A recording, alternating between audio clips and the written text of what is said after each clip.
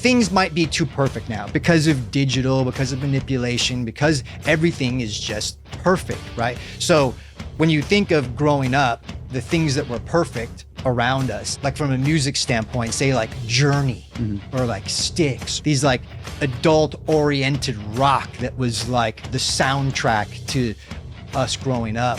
You're like, man, those are really good musicians. Those are really good sounding records. Like it's alien. I don't even know that I could do that, right? But then you hear Black Flag for the first time and you're like, what? Oh, I could do that. They brought it down. Like you hear the Sex Pistols and you go, oh, well, I can't do that, but I can do, so this can be that too, right? And it gives you the authority. Right, and then you're like, oh, it doesn't have to be this slick, polished everything or whatever. It can be this like just primal, aggressive, just bang it out thing. Like, oh, I relate to that. Hey there, this is the Red Monkey Podcast. My name is Torry, and I will be your host. This is a podcast about embodying the spirit of rock and roll, creativity, and combining the two to create just absolute cool, badass rock and roll stuff. Keep listening, and we'll get a lot of stories from a lot of really cool people. Thanks for tuning in.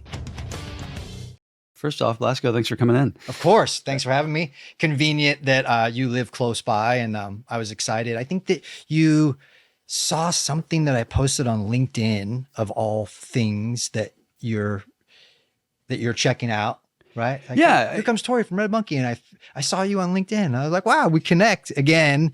And I don't even remember what it was that I posted, but thanks for reaching out, and then here we are. So, well, of course. And I like what I don't want to say you've pivoted because you've been. I definitely did. Okay. Yeah. You've been, it seems like you've been in this mode. I'm not a big online social media guy. I rarely go out. I kind of live in my own like little secret vacuum. And so when I did reach out, I was like, or check you out on LinkedIn, I was like, dude, this speaks to me because you're speaking about a lot of like really cool stuff that calls to me. And my big issue with the world today is social media, not necessarily social media. I don't care about social media, but about kids and the upcoming folks that don't necessarily care to aspire to be great. They don't care to be icons, and my big fear is like what happens when all the Tom Pettys and the Stones and all these guys that it's inevitable. We're all going to move on, but like what happens when there's nobody to fill their gaps? Mm-hmm. And I feel like you're kind of bringing in this element with I love your new cult idea. Yes. Which just give me some background on that. What's going on there? Yeah. Well, I just want to touch on one thing that you said real quick. So it was a while ago, obviously, because Lemmy's involved in the story. But there was some bass player convention thing, bass player expo, whatever. And I got introduced to the editor-in-chief of Bass Player magazine. Okay. And this was so long ago, it was like a physical magazine still at the time. He's like, oh man, nice to meet you. Are you digging the magazine? You like the magazine? I go, no, man. The magazine kind of doesn't speak to me, right? Like it's like there's no one cool on the cover. It's like you repeatedly have the same people. And I go, there's different levels of interest, right? When you think of bass player, people think of that's usually the coolest dude in the band, right? In a lot of ways. And I was like, yeah, you just don't have like cool people on the cover or in the magazine. You flat out just told him this. Yeah. What do I have to lose? Yeah. And he's like, oh, interesting. He's like, well, who would you want to see on the cover? Like, who'd be interesting to you? And I go, well, like Geezer Butler, Lemmy, Gene Simmons, right? Like guys that like kind of sort of crafted my bass playing DNA. Inspired you. Yeah. And he's like, Lemmy, he's like, you interview him and I'll give you the cover. And I was like, sweet. So anyway, long story short is I interview him, but going back to the point that you mentioned, one of the things that I pulled away from that interview is I asked him, I go, then it was so long ago. Like, how do you know like what was cool. Like everything about Motorhead and Lemmy is just fucking cool, right? Like indisputably cool. Like you look at it and you go, that dude knows what cool is. How is it that you know that, you know? And I go, where is it that people are now? Like, why don't you see more cool people now? And he says, people are afraid to be heroes. And I was like, wow. Dude, that's deep, bro. And, but anyway, you kind of touched on it and I was like, I just got to tell the Lemmy story. But anyway, they gave me the cover story and my interview was in there and I'm very proud of it. And then they let me do Geezer Butler. And so I did that afterwards. So I got 2 cover stories before physical magazines kind of shit the bed, you know. What we were talking about, my pivot. So in November, dude, I turned 55. Okay. Right. You and I share a birthday, by the way. We do. We're birthday twins. Yes, that's right. Yeah. It's like, there's like 5 people that all have the birthday that I text every November, like, you know, like, hey, happy birthday to you too. So I turned 55 in November, as you know. And I was like, that's a significant number, right? Like whenever I was a kid, man, I don't know about you, but whenever I was a kid, people in their 50s were like fucking The old. Walking Dead already, man. Like it was like they'd already surrendered, you know? And many still have. Yeah, well, of course. Yeah. And I think there's something about us being entertainment, whereas I feel like everyone in our orbit kind of is like us, to where it's like we're really like young old people. And I think it's just the rock and roll spirit keeps us young. Yeah, man. You know? But I was just thinking, I go, man, my vision of a 55-year-old when I was a kid was some dude that played golf and like had no hair left and he wore like shorts with like topsiders and like it was just fucked, right?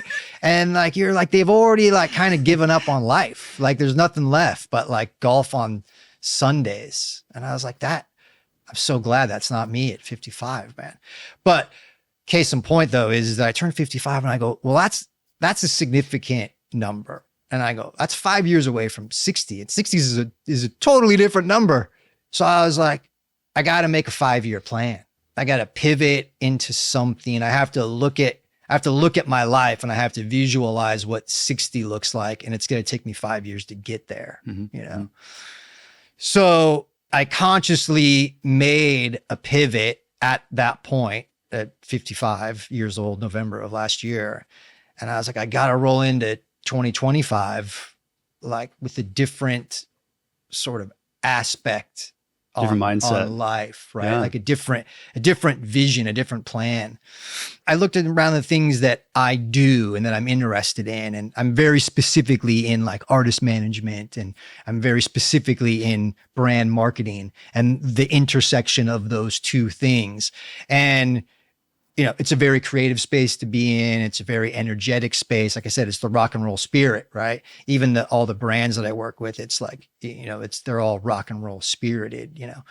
But I kind of thought, what's the through line? What's the connective tissue? How am I unique as a person that does these different things, right? Like I don't get up and do the same thing every day, right? Like I kind of just get up and grind and figure it out and just go for it, you know. And every day is a new adventure of survivalism.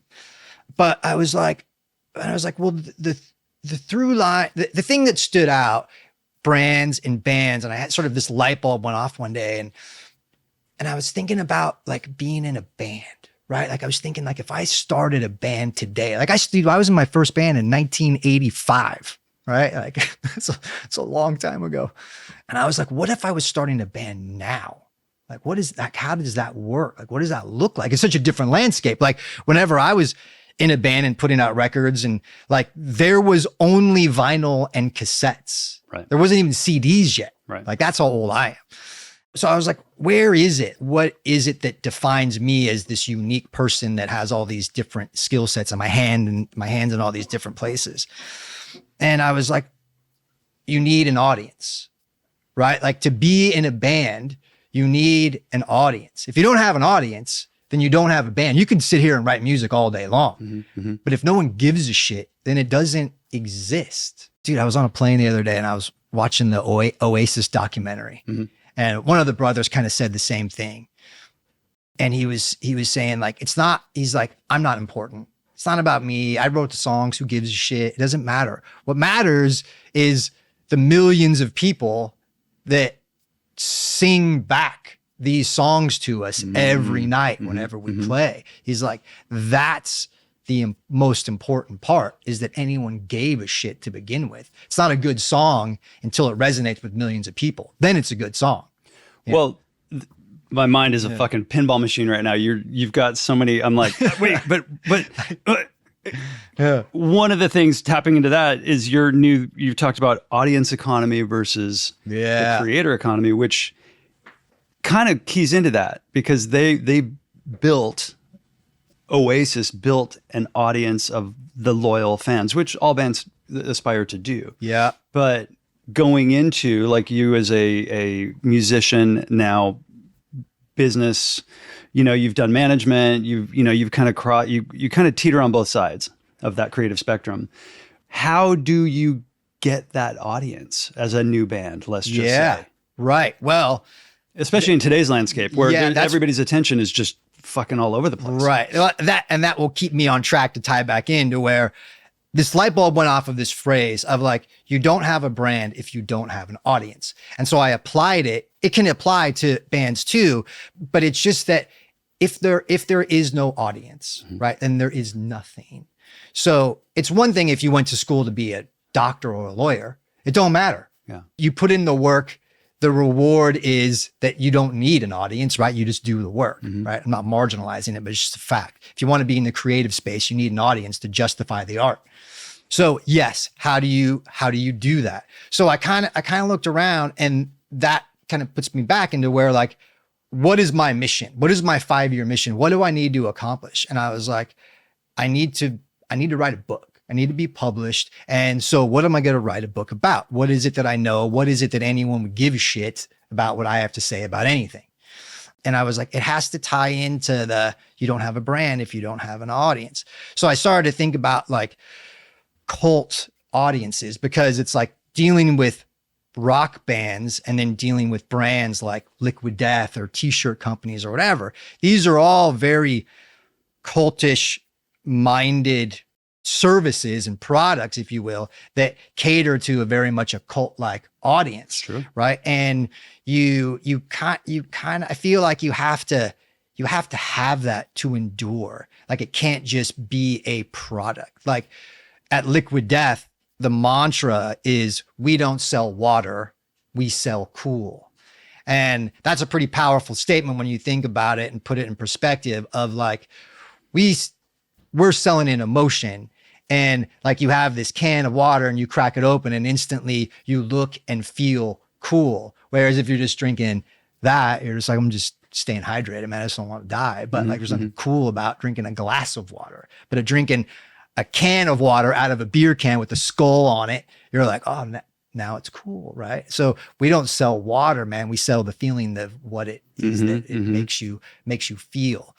Anyway, the point of it is that that's the book. The book is about building a cult audience, simultaneously building a cult brand, how those things relate, and how that can be done, and the need for how you're able to do that, and the necessity for that if you want to endure, if you want to be something successful in the creative space, whether your art is music or art or it's selling a product. At the end of the day, that there needs to be something that resonates with a distinct group of people that will like murder for it. It's like, man, there is so much competition with everything. When you think about what is on your phone, right? Like, it is overwhelming. It's actually, the fact that anyone listens to any music is actually remarkable. Like, when you think of, let me pull out my phone. What am I distracted?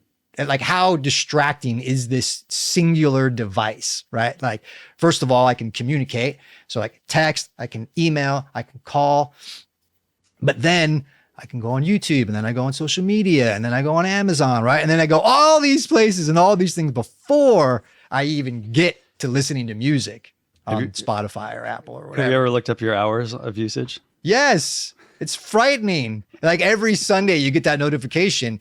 This week you spent 5 hours a day. 5 hours a day?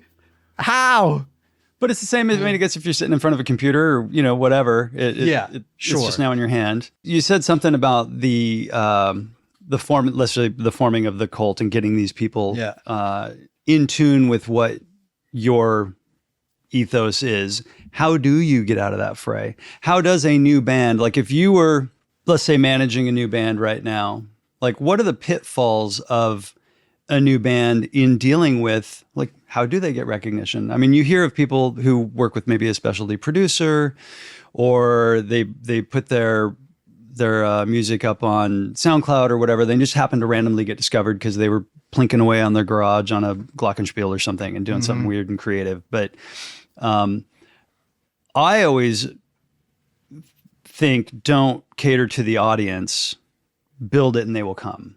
So do whatever it is that's absolutely true to your core and make the audience, not make them, but they will, if you're doing something that resonates, they will follow you. I mean, do you feel that way, or do you feel like you need to kind of maybe cater to what people's wants and desires are?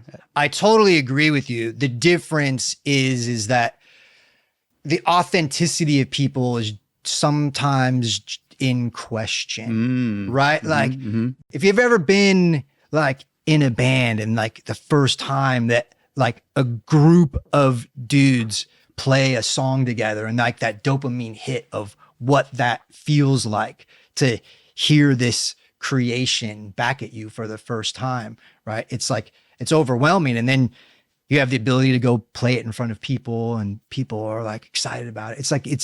It's like this feeling that you can't compare to anything else. And so I understand why kind of people kind of chase that dragon of like, oh man, I just want to play music for a living, right? I just want to do art for a living. Like I get it, but it's easy to be mediocre at art, and I think that's the problem is like, this is my passion. This is really what I want to do. Yeah, but is it really? Like, is it ingrained in you that this is a necessity of like, if I don't create, I will die, right? Is it that, or is it like, that looks easy and that looks fun and it looks like the reward is success and money and fame and all that shit or whatever. Are you more attracted to that? And that's what you're doing, because people that are really good at things make it look easy. And then whenever it looks easy, everybody thinks they can do it, right? I've had ankle biters. I call them ankle biters over the years that see the, the leather trade or what I'm doing. They're like, I can do that. And it's like, yeah, sure. Anybody can do it. I could go and take guitar lessons and learn how to play the guitar. But if it's not, I'm a huge music nut, always have been. Took guitar lessons, but it's just not in me. If it's not innately in you and authentic to your core, it's not going to last. It's not going to resonate, which then makes me, you kind of keyed into something there that I want to piggyback on with anybody can do anything that's trending, let's just say on social media and Instagram or whatever like that. But where do you think the idea or the want to become great, that need to create bass riffs every single day, whatever, that art, whatever it is that you're doing, because sure, you can try and, get 1,000 followers a day and whatever with your pieces of art, but if you're not really the artist, and that kind of then leads me into another trail of thought with AI and all of that. Like, I can create art with AI, but it doesn't make me an artist. No, not even close. No. And same with music, and that's kind of frightening to me, because it's like, I'm hoping that there's a generation, and you wrote another article that I really liked about going analog. And I'm like, I'm hoping that this all circles around to where the new generations of people go, no, I want to be great at my craft, whatever it is, art, giving motivational speeches, playing music, whatever it is, How do you feel the generations? I guess I don't really have a solid question, but how do you feel, or how do we get the generations to want to be great, not just Insta famous? Yeah, my buddy has a 16-year-old boy, and I was just curious because I don't have kids, right? So I was just curious. I go, give me a snapshot of a 16-year-old boy in Los Angeles in 2020, in the 2020s. Scares the shit out of me. Yeah, the idea.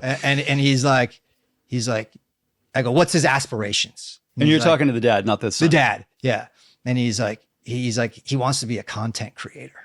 And I was like, yeah, of course. And I was like, well, what is he passionate about? Like, what is he making? And he's like, oh, he's not there yet. That's just what he wants. That's like whenever you're 5 and you want to be an astronaut, right? It's like this thing that it's like you don't have any reality of what it takes to be an astronaut. You're just 5, right? But this kid's 16, and it's the same kind of closed-mindedness of it, of like, I just want to be this thing because I see other people doing it, and that looks easy and fun, and there's a reward at the end of it, and you're like, oh, or whatever. But here's the thing. I think what I've noticed within myself and with people that I've seen that I work with on a creative level, the through line with all of them, and it's probably the same for you, but like they've all burned the ships. And it's like burn the ships is like a phrase that's kind of based on your Cortez story. The Cortez story, right? The historical thing I love it. Of like he rolls in, he burns the ship. There is no retreat, victory or death. And victory or death is like that was me. I didn't see that in anyone else around me. And hence that everyone else around me, whenever I was growing up and I was in bands and doing creative stuff and doing all that, man, they didn't. They did not end up where I ended up. And it's not like I ended up like I'm some, fantastic, super, winning dude on earth. Dude, you started playing in 85? Yeah.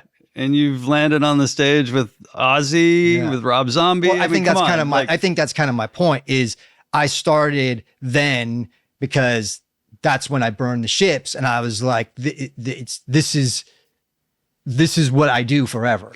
How old were you when you moved out? I don't mean to cut you off. 18. 18. Yeah. So you moved out, you were on your own. Oh yeah. And there's no looking back. No. That's kind of part of the problem. Like kids now, they've got that fallback. Yeah. That you're referring to. Like there's always the fallback. You will not, I guarantee you, if you have a plan B or a fallback plan, you will not succeed. If there is some level of safety in it, no risk, I guarantee you, from a creative space, you will not succeed. That resonates really, yeah. I mean, I remember taking on like the rent of a new place so I could like kind of build my craft. Moved into a guest house above a garage and going, it's going to double my rent and I don't have a job and I don't have any clients. I'm like, how the fuck am I going to do this? And then 5 years later, I looked back and it worked itself out. Mm-hmm. But there was no, my folks weren't here. They're up in Oregon. I'm like, and there was no option to move back to Oregon. That was like, fuck no. So like, it's fail or die. Yeah. But there wasn't even it's a different, I don't know. Is it a different era, a different mindset? What is it? Because I said it the other day, and you can edit this out if it doesn't work well, but I was talking, I don't remember the context or whatever, but it was the same subject matter. And I said, it's because Gen Z are just a bunch of pussies. It's generalizing, but you just kind of can see it, right? Like there's all these memes of like the Gen X people of like, you knew to come home when the house lights went on, you drank hose water, you bummed food from your friend's parents' house, right? And like you just rode your BMX bike around with your friends, no internet, no social media. You didn't know how to get places. You just figured it out. Asked people, like it was saying like the generation of today couldn't live one day the way that we grew up. And they couldn't survive at all. And what I agree. Yeah. And what kills me about that is the fact that we were the Gen Xers, us, were the doomed generation. We were there was no winning when speaking to the elders. It was kind of like, you guys are fucked. Yeah. And we were like, fuck that. Like, and so my fear with this is that, are we just getting old or are they actually really, and I hate to say it, it's not just coming from us. This is a common thread. There is a thing with the newer generations where there's just, I got a guy that works with me. He's not a Gen Z or he's a millennial, but he knows and thinks that he's the smartest guy in the room. Yeah. And yet he's not done anything on his own per se. He's book smart. But you're like, bro, like, come on, get out there and get your hands dirty and like get in it. Yeah. Get in the trenches. The tougher you are, man, the more resilient you are. I mean, it's like I look at us, Gen X, right? We grew up pretty tough, but like my dad's generation. Oh, dude, we got nothing on that. Nothing. Like he at 17 years old, he made his parents sign a waiver to where he could leave high school early so he could go to Vietnam. Dude, I would never even think about doing that. Fuck no. Right. No. So he probably thought we're a bunch of pussies. Yeah, totally. Yeah. And those are the dudes that, it's like they lop off an arm and they get some duct tape and they throw it on there and they're like, it's just a flesh wound. And you're just grow back.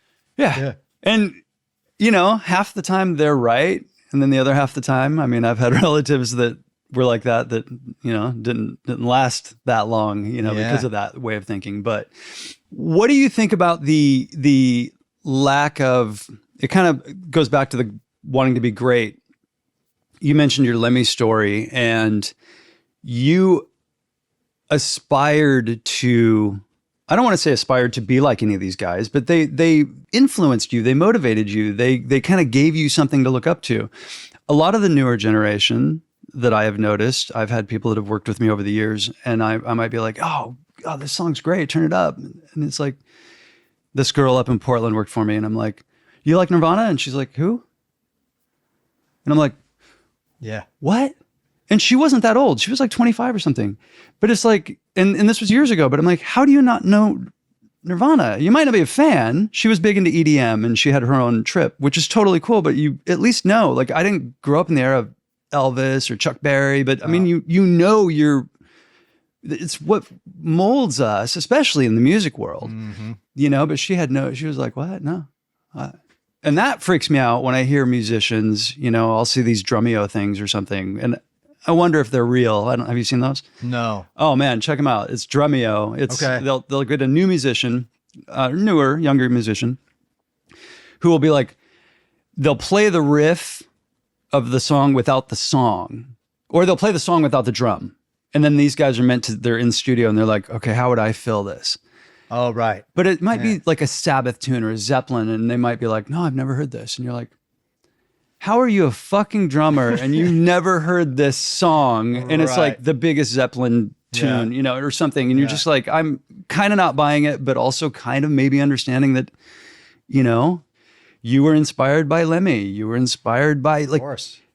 Do they just not care anymore? I don't know. Maybe how there's do you create new music without knowing there's the foundation. Yeah, I don't know. I mean, I think it's quite possible that there's just nothing that inspires, right? I mean, it's like, we had such, whenever I say all this, it's starting to make me sound like some old out of touch guy, which I really struggle to not be. I mean, it's hard, right? Because it's like, I find myself getting in that trap of like, I'm pretty sure that I don't know a Drake song. I mean, I'm sure I do, but I can't sing you one right now. I bet if I was in Target and it was playing over the radio, like, I'd be like, oh, I've heard that song fucking 10 million times, but I don't know it's a Drake song, right? Like when I look at a Coachella lineup and I was like, I don't know any of these bands, dudes, right? Yeah. Like, oh, that makes me happy because right. and so that starts to make me nervous a little bit of like, man, I'm becoming like that guy. Like whenever I was growing up, it was like I knew every Michael Jackson and every Madonna song, but I didn't own any. I didn't even like them. Yeah. But I didn't own any of those records, but I knew every song. Now it's like, Drake or The Weeknd or Kendrick Lamar. Like, dude, I don't know it. Like, I'm pretty sure I don't know any of that stuff, you know? And that's, those are the Michael Jacksons and Madonnas of this, you know, this generation, you know? So it kind of makes me a little bit nervous, but I don't know, man. You know, also too, a thing that I think that it could just be that everything is too perfect now. Everything is too hard to replicate. I mean, why do you think, say, like, people aspire to be like a YouTuber? Is because it's like, oh wait, they just talk into a camera? Like, it's like an attainable, seemingly attainable thing to do, right? Like, you see some guy on YouTube and you're like, oh, he just reviews movies? Yeah. Like, I could review movies, right? Like, and he's got like 1 million subscribers. Fuck, man, right? Like, and he makes a living. Like, this is how he pays his bills for his family. He just talks about movies. Like, that's wild, you know? Totally. But I get it. It's like, so, like, from a creative, inspirational kind of standpoint, like growing up, right? There's like skateboarding and heavy metal, you know, or punk rock. Like, that was like sort of my culture, you know, kind of DNA. Like, growing up, those were the things that surrounded the inspiration and the creativity, you know? Do you think, on that, do you think it was also kind of the area of unknown? Like, we were still in that exploratory, you know, it's like disco came up as a complete polar opposite to like the punk rock scene, you know? Yeah. Or am I flipping that? No. But that was the anti that, but it's kind of the same point that I'm saying is like, things might be too perfect now because of digital, because of manipulation, because everything is just perfect, right? So when you think of growing up, the things that were perfect around us, say like from a music standpoint, say like Journey or like Styx or, you know, like these like adult oriented rock that was like, you know, the soundtrack to us growing up. You're like, man, those are really good musicians. Those are really good sounding records. Those are like, it's alien. I don't even know that I could do that. Right. But then you hear Black Flag for the first time and you're like, what? Oh, I could do that. Right. Like they brought it down. Like, you hear the Sex Pistols and you go, oh, well, I can't do that, but I can do, so this can be that too. Right. And it gives you the authority. Right. And then you're like, oh, it doesn't have to be this slick, polished everything or whatever. It can be this like just primal, aggressive, just bang it out thing. Like, oh, I relate to that. And then like skateboarding, the other 50% of my DNA growing up, you know, you've got these guys that like are pulling like 7-foot airs out of like concrete pools and stuff. You're like, I don't have a pool. Like, I can't skateboard in a pool, you know, like, or then like vert ramps, right? Like, I don't have no one's got a vert ramp. How, like, they can go to Upland and they live in these places where they have the ability to do this, but then out of nowhere, Bones Brigade video, here comes Lance Mountain, just tearing up a curb, right? He invents street skating for the most part. And you're like, oh, but we can do that. Right? Yeah. Lance Mountain and Black Flag, those two things, you just go like, oh, well, that's us. This is our inspiration. We can do that. Let's go do that. Let's go start a punk rock band and let's go skate in the street. And that changed everything for us. So I guess my long-winded point is that maybe there isn't that. Maybe there isn't the Black Flag and Lance Mountain that are kind of carving out a new generation of reality of where someone can pull inspiration from, right? Because it's like, if once again, it's like, if you look at The Weeknd, it's like alien. Like, you can't be like no one wakes up and goes, it's too perfect. Yeah. Right. Well, and I think the what you're tapping into, like you said, skateboarding, and I think about it, I'll come across these videos occasionally where guys are doing like double flips on snowmobiles. And like, I think there is pushing creativity maybe in different worlds that we're not akin to, let's say. On the motorcycles, even, I mean, you know, skateboarding, BMX, all the stuff. But when it comes to music, that's where it's kind of hard, because it's like, is there a point? I'll hear new shit that I'm like, wow, that's actually that's pretty fresh. And that's cool and interesting to listen to.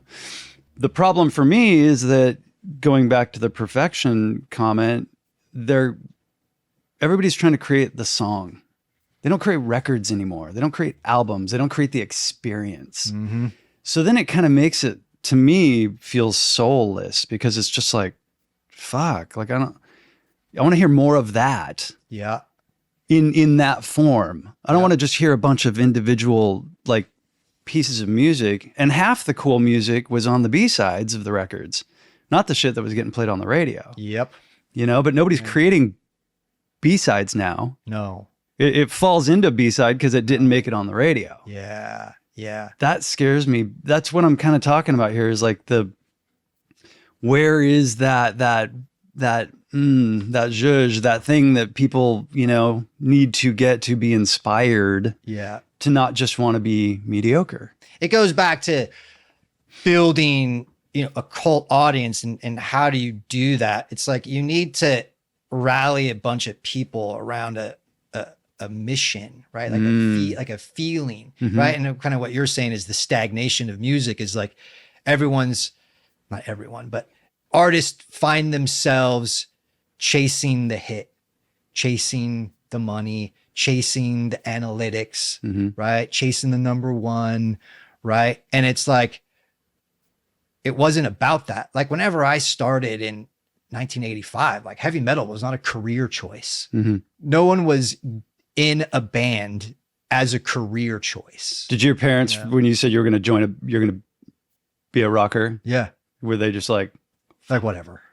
Yeah. Oh, it's just a passing phase. Yeah. I don't even know so much that as it's just kind of like, there was no control, you know, over it. It's like my parents weren't exceptional in their endeavors in life. So it's like, they're not saying be like me. They're not, you know, they're not saying like we're good examples. I get like, it. Yeah, like we're divorced and Part of the like, Gen X thing. we're a mess, and you know, and so we've set no example for the youth of today. Right. So I kind of think that they were just like, just don't get arrested. Like just don't do something stupid, right? Don't embarrass us, right? And if you do get arrested, wait till you're 18, so I'm not responsible for you. No doubt. Oh my God. But yeah, man, we just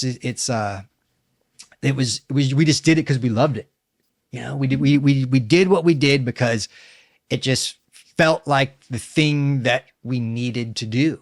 And over the course of time, it grew. And it became, in fact, Tony Hawk would tell you the same thing. It was like skateboarding wasn't a career choice. Yeah. But yet but you endure, right? But he had no choice. It was victory or death. I skateboard. That's what I do.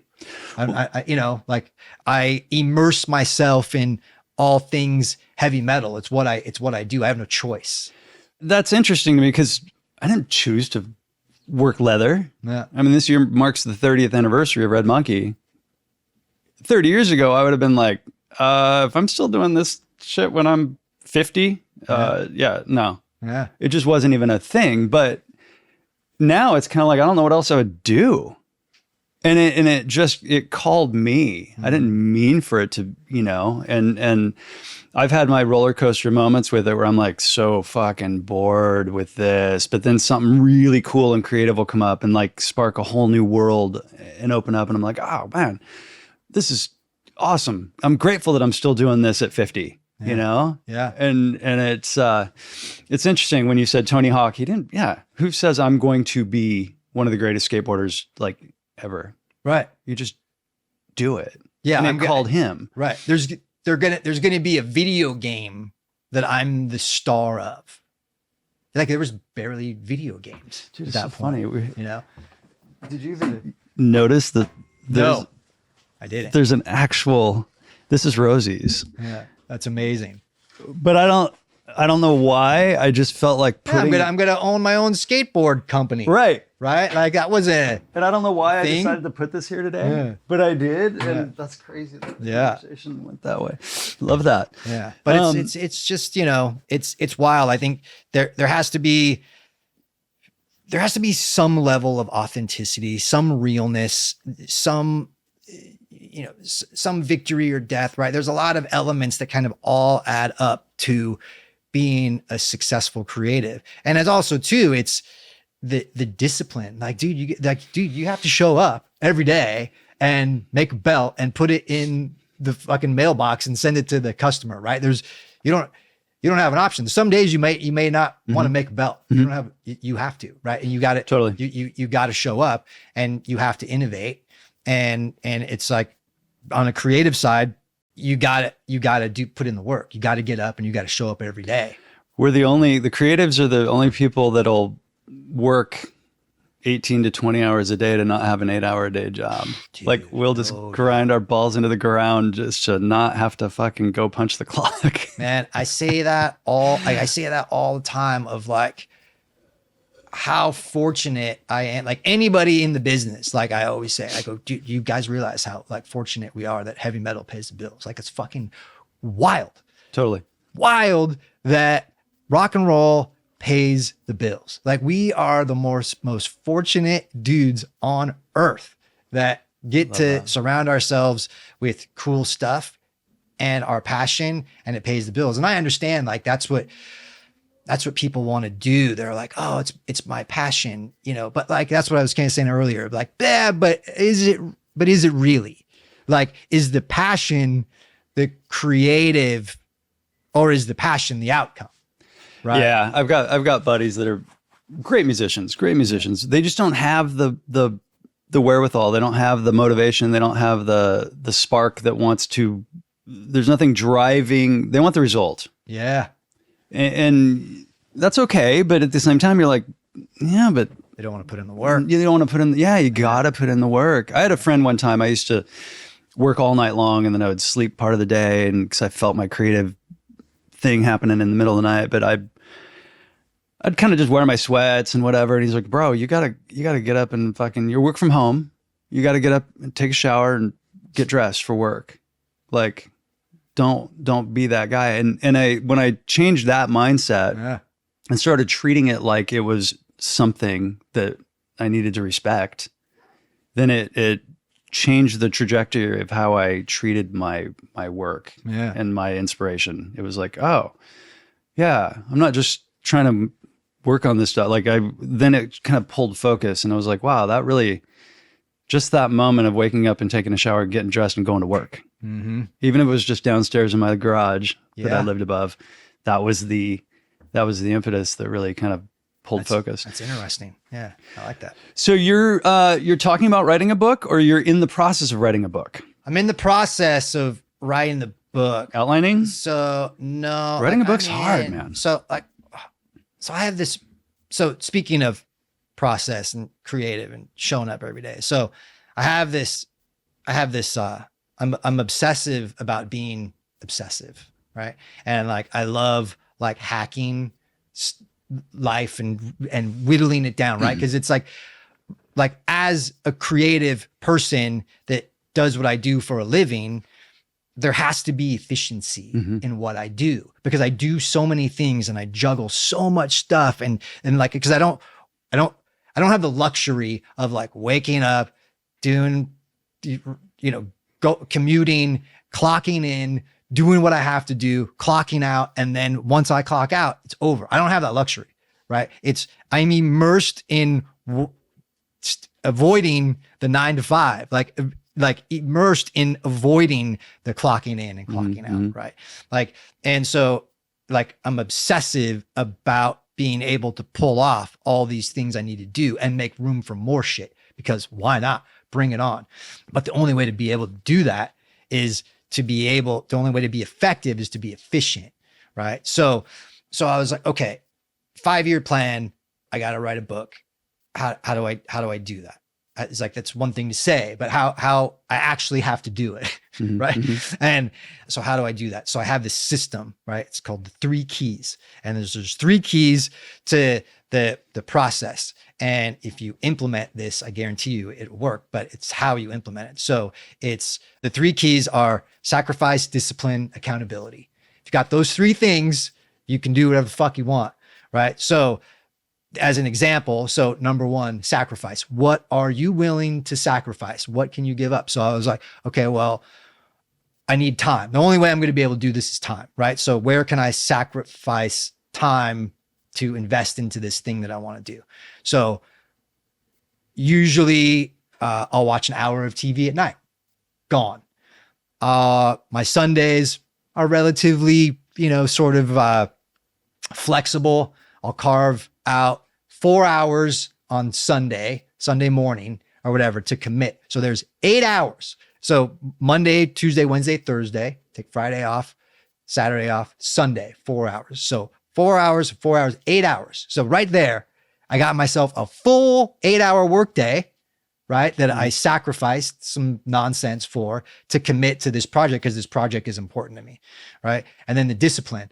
So the discipline is showing up those 8 hours and putting in the work. Not everything is going to be Shakespeare, right? Not everything is going to be awesome, but you grind and you do it or whatever. And systematically, you're like, okay, what's the focus? What's today's focus, right? Is it a section? Is it a chapter? Where do I need the improvement?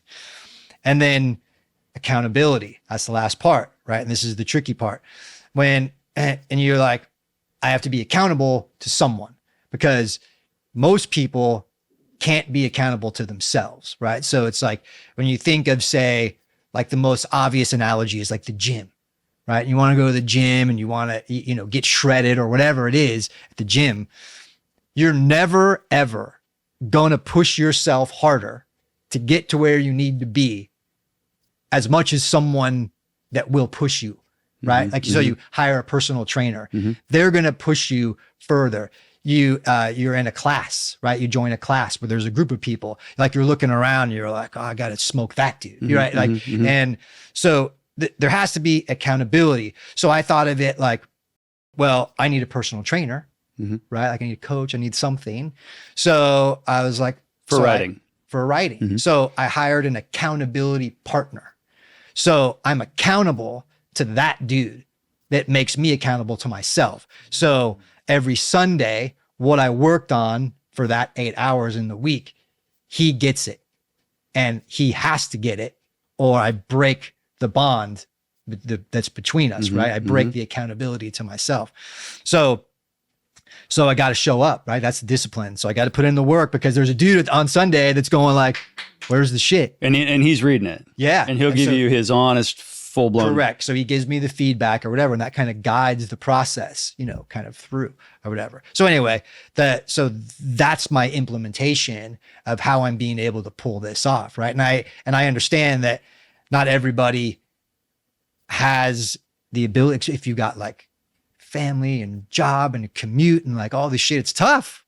It's tough to but if it's important, right, and it's going to change the trajectory of your life, then you got to find it, right? You got to find the time. And there may not be 8 hours, right? There's maybe only 2, but the 2 hours you got to carve out and you got to show up and you got to be accountable to someone or, cause it's like, chances are like, you're going to make excuses for yourself. Sure. Oh, I was sick this week. Oh, I couldn't get around to it. Oh, I had this business thing come up and I couldn't. Yeah. Right. Like you're always going to make an excuse, so, but that's my creative manipulation. I love that.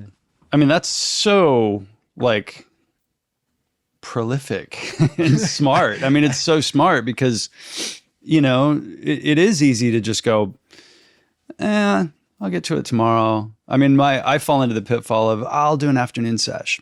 Yeah. Sometimes it works, sometimes it doesn't. Cause I'm always trying to catch a flow. Where I want to get into this, like, you have to talk yourself into it though, right? Into the, like, you're like flow. Dude, when I get in flow, it's awesome. Oh, it's fucking great. Right? Like I want to be in there like so often, but like a lot of times you got to talk yourself into wanting to be in flow. So for me, the flow state is getting into this just rhythm of fluidity that is driving the next set of like creative decisions that I'm making. And it's hard. It's almost like if you find that sweet spot, I don't know if you drink coffee, but like if I have too much coffee, I might get like, but there might be just that. I don't drink it to get jacked up in the morning. I just drink it because I'm been drinking it for my whole life, you know, Yeah. but there's that point where if I get just the right amount of juice and whatever, all of a sudden I'm like, and it's like I'm honed in. Yeah. You know, a lot of people are microdosing these days Sure. to try and find their flow. Yeah. But I have found like even just if I come out to my studio, nobody's around, even if I can't find it, just start sweeping up and cleaning up. And like all of a sudden I start organizing and then I'm like, and then I see something. I'm like, ooh. And then it, boom, boom, boom. All of a sudden I could be in it and maybe not. Yeah. But you know, how do you find flow? So, Or how would you define it? And how do you? yeah, I mean, it's hard to define, right? But like you find yourself, like you go in a session, right? Like you're just going in, like I got to focus on this thing, whatever this thing is, right? And then you realize it's just like and like you come out of it, right? Like you come out of it like after like an hour and you're like, holy shit, like I was just in flow. Like there was no distractions. I was just rolling. I wasn't thinking of anything. It was like you're like in this like active meditation to where nothing is interfering with what is happening and you're just in flow. And man, like I love it and I strive to be in it, but it's hard. Like I was watching, like I think it was like an Alex Hormozy kind of guy or a guy like that where he was like, I put my phone in the drawer, I put headphones on, like I turn off all notifications, like he has to like prepare to get into flow and remove all access to any distraction whatsoever. Turns all the lights off, like you know what I mean? Like, and I'm not that hardcore. Yeah. Like I can't. I feel like I can find it, and I can. There's little things that I can do. Like you can put on Do Not Disturb, and you know, like, and a lot of times too. Like I mean, not a lot of times. Every day I get up early. I got to get up at fucking 4:30 in the morning. Yeah. And so I find that that's a natural time of flow because there is no distraction. It's dark out. No one's up.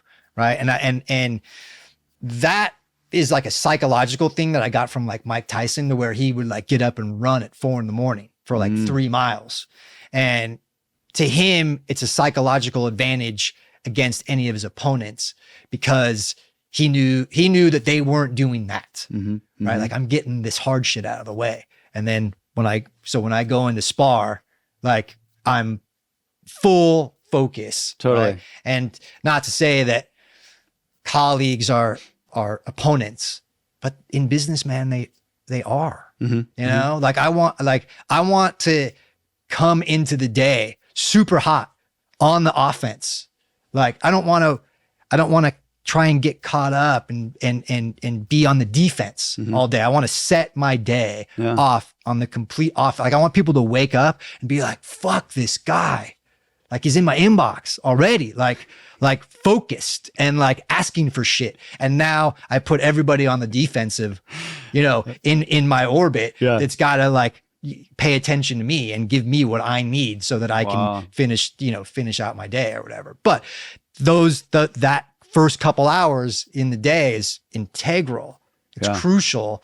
And to lock into that, because it's like I said, it's like the natural distractions just are gone. Totally. Yeah. There's a moment there kind of pre-COVID, I started doing a lot of screenwriting and working on, I love the writing flow, but I would find that I was writing a movie based in the 70s. So I had like a soundtrack that I had created, put on my headphones. I would listen to the same fucking from the beginning, you know, and it would start off with Dire Straits or something, and it would just kind of take me through my journey. And I was able to like lock in to the point where I wouldn't want to get up. But around noon, it's like it petered out, and it was like, that's it. Yeah. You're done. Yeah. And that was it. That was my little window of, you know, morning, you know, writing. Yeah. And then COVID hit and I lost my muse and I've not been back to it. So I got to get back. It happens. You know, fucking crazy. I know people that do the flip too, where they're like up all night. Same process, right? Distractions, it's dark out, distraction. There's lack of distractions and they're able to create, like I know a movie director guy, and he's like, that's his sweet spot. Yeah. He's up till 3, 4 in the morning grinding because it's like there's nothing in his way.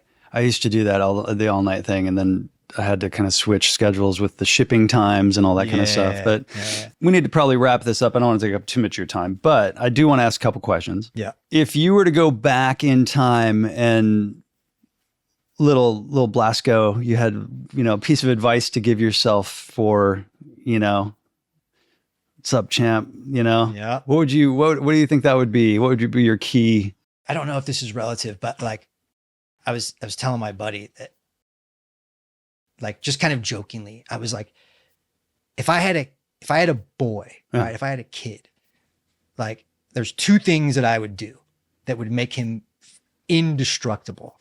I'd make him take some type of combat sport, boxing, probably boxing, but like boxing or like MMA, right? Like, I'd make him do that. Jiu-jitsu or something. And then I would make him take dance classes, right? Those would be, and those would be the two things, because think about how hot that guy would be to girls if he was like, you know what I mean? If you're like at a wedding, like no one at a wedding is ever a good dancer, right?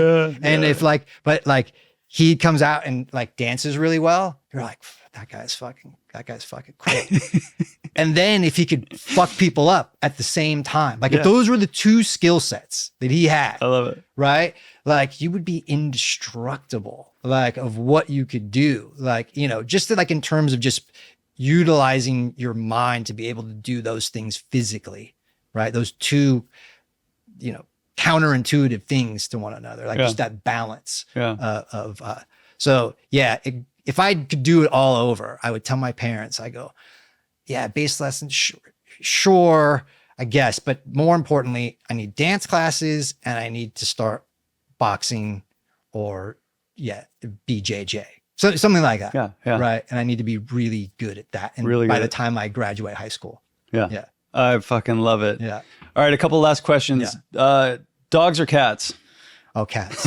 Yeah. That's why I have a mobile cat groomer that is coming to the house today, and I couldn't shift that, so I had to come here earlier to get this done. It was important to get this done, but yes, she's coming to the house and today to groom the cats. How many cats do you have? I have 3, but only 2 of them can get groomed because one of them just refuses to cooperate. So she's like, I can't do that one anymore. God. And then, but just in general, it's funny because she's like, I only do your cats. Like, I don't do cats anymore in general. She only has dogs because cats are just fucking too difficult. They're psycho. Yeah, totally psycho. I mean, you and I, we're born on the same birthday, but I'm a dog guy. Yeah, totally. You're a cat guy. Yeah.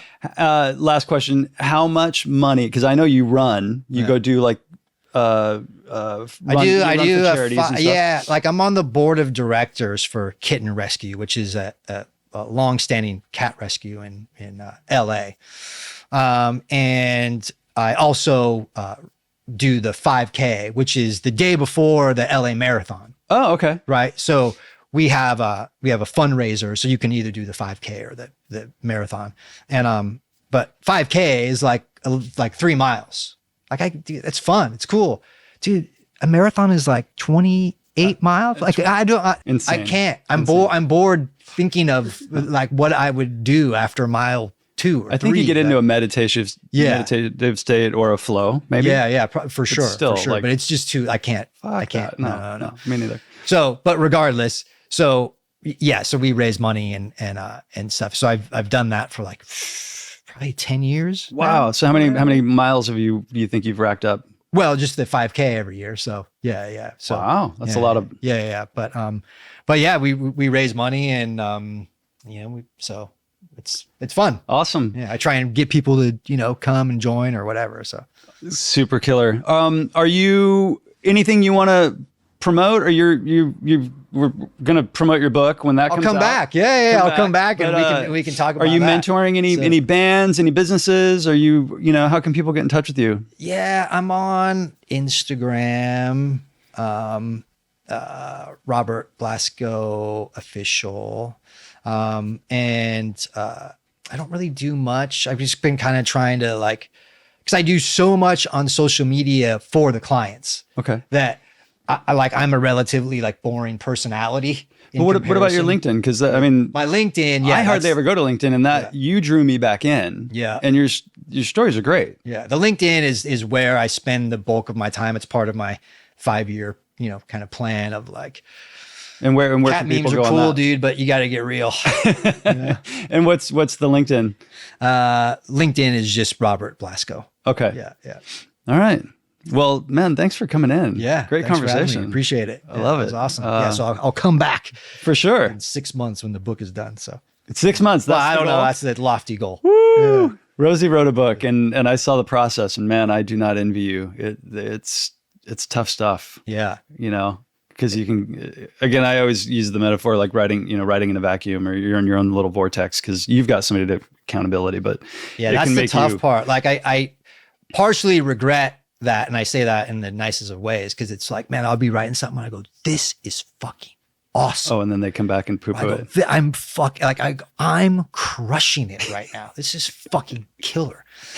And then I'll send it to him with the most confidence, like, fucking check this out. He's like, and he's like, oh, and then I see the notification like in Dropbox come up like note from John.